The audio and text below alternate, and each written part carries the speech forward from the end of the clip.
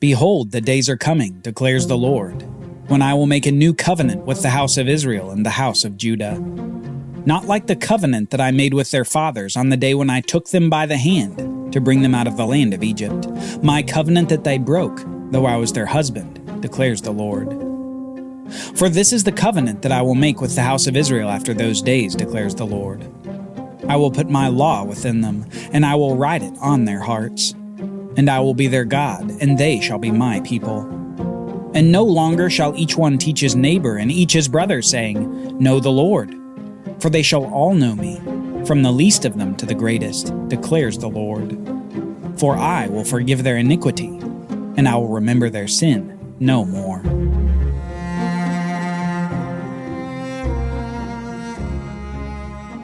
Judas Iscariot has been busy.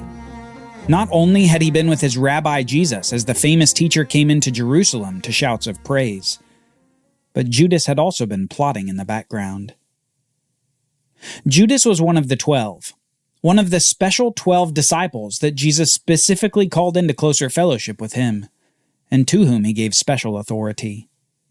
These 12 not only followed Jesus for most of his public ministry, walking with him, eating with him, and listening to him, but they were also sent out by him. In fact, for a period of time, the 12 were sent by Jesus to proclaim the gospel throughout towns and villages of Judea. These men were chosen, and yet Judas was different. Judas Iscariot had a greed problem and an honesty problem. Judas was in charge of the money bag for the ministry of Jesus and the 12. And not unlike a modern nonprofit, Jesus had generous supporters of his ministry, and when people gave, the money was given to Judas Iscariot. He was to keep charge of it and to use it as needed for supporting the ministry. And yet, Judas didn't do what he was supposed to do. In fact, just before they came into Jerusalem this week, Judas questioned the use of a valuable ointment that a woman used to worship Jesus. He reasoned publicly that the ointment should have been sold and the proceeds given to the poor. But Jesus rejected this notion. Judas's apparent pragmatism got in the way of worship of Jesus. More than that, however, Judas had a hidden motive. He wanted the proceeds from that ointment for himself, as he'd begun stealing from the ministry money bag. Greed had seeped into Judas's heart, and within days, greed would be his downfall. The Passover meal has come, and the group is assembling to commemorate the great event from 1,500 years prior. That monumental night where bloodshed protected from bloodshed, where a lamb's blood saved the firstborn of every Israelite home. The disciples Peter and John had made most of the preparations. According to the command of Jesus, they'd found a location for the disciples to eat the meal in this upper room in Jerusalem. And these two disciples had ensured all the necessary elements were at the feast. They also were likely the ones responsible for procuring the sacrificial lamb that would be eaten that night.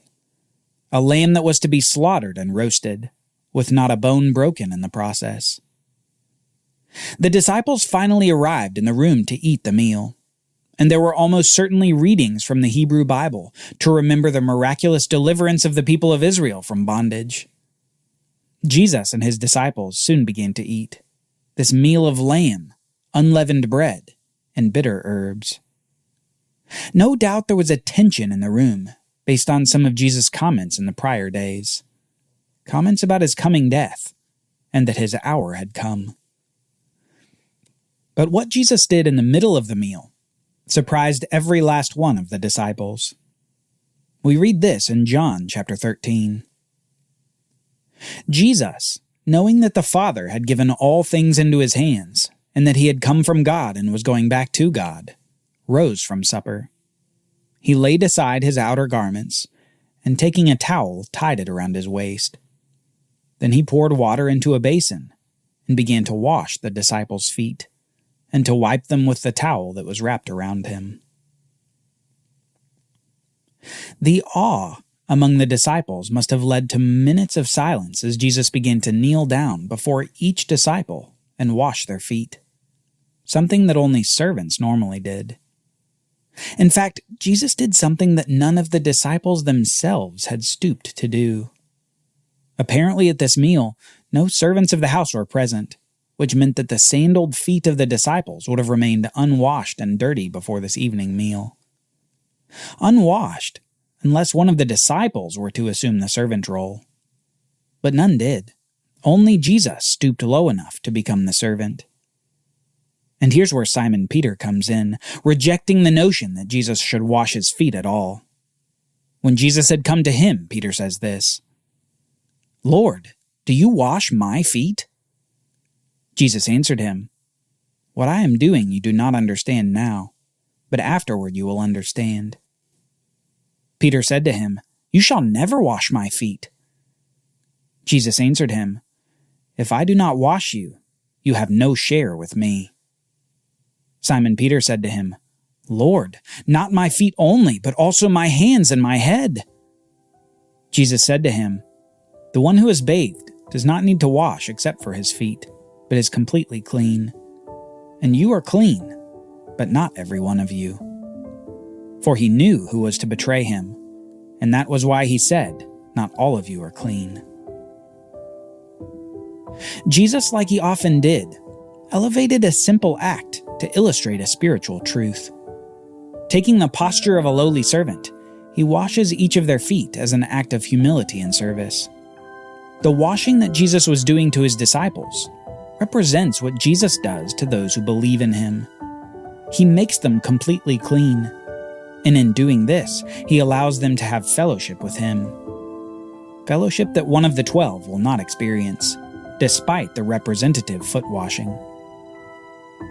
Now, the elevation of this act of service to a spiritual level doesn't detract from the lesson in servanthood that Jesus is teaching as well. This is what Jesus says after coming back to his place at the table. "Do you understand what I have done to you?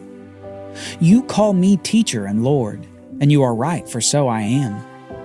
If I then, your Lord and teacher, have washed your feet, you also ought to wash one another's feet. For I have given you an example, that you also should do as I have done to you. Truly, truly, I say to you, a servant is not greater than his master, nor is a messenger greater than the one who sent him. If you know these things, blessed are you if you do them." In this act of foot washing, not only was Jesus illustrating a spiritual principle of fellowship, but also a grounded principle of service.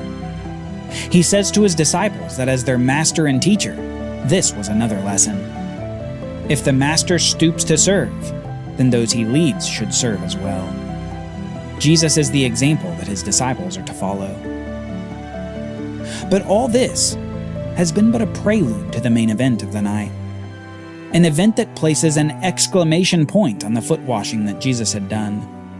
A foretaste of the ultimate act of service that Jesus would do for the Father on behalf of the world he loves. Later in this meal, Jesus says words that instruct all those who follow him even to this very day. He says this, "I have earnestly desired to eat this Passover with you before I suffer. For I tell you, I will not eat it until it is fulfilled in the kingdom of God." And he took a cup of wine, and when he had given thanks, he said, "Take this and divide it among yourselves. For I tell you that from now on I will not drink of the fruit of the vine until the kingdom of God comes." And he took bread, and when he had given thanks, he broke it and gave it to them, saying, "This is my body, which is given for you. Do this in remembrance of me." And likewise, the cup after they had eaten, saying, "This cup that is poured out for you is the new covenant in my blood." The minds of the disciples must have been racing, with hearts that felt like they were beating outside their chest. Jesus had just announced something that had been the hope of their people for centuries.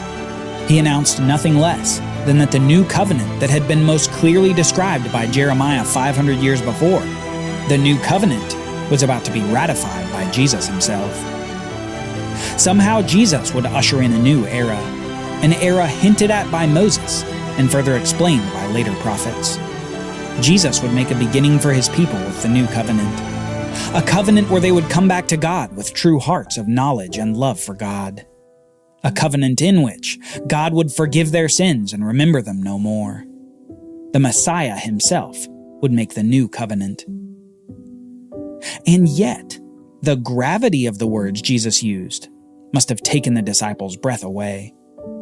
He didn't just announce the new covenant, but he said it would be ratified in his blood, with his broken body. Surely a few of the disciples glanced at the remains of the slain and roasted Passover lamb before them, and then glanced back at Jesus. Their rabbi, the Son of God, was going to be slain as a sacrifice, and this bread and wine would represent that very sacrifice. Within the Passover meal would be this meal of bread and wine, a remembrance of what Jesus was about to do. Then, as they continued to look at Jesus, they saw his face darken as he looked troubled, and the tension in the room heightened further. Truly, truly, I say to you, one of you will betray me. The disciples looked at one another, uncertain of whom he spoke. And one of the disciples asked, Lord, who is it? Jesus answered, It is he to whom I will give this morsel of bread when I have dipped it. So when he had dipped the morsel, he gave it to Judas Iscariot. Then, after Judas had taken the morsel, Satan entered into him. Jesus said to him, What you are going to do quickly. Now no one at the table knew why he had said this to him. Some thought that because Judas had the money bag, Jesus was telling him, buy what we need for the feast, or that he should give something to the poor. So after receiving the morsel of bread, Judas immediately went out, and it was night. The enemy had been working on Judas, tempting him and preparing him for this moment. Satan was only biding his time, waiting for just the right moment to finally put an end to this Messiah once and for all.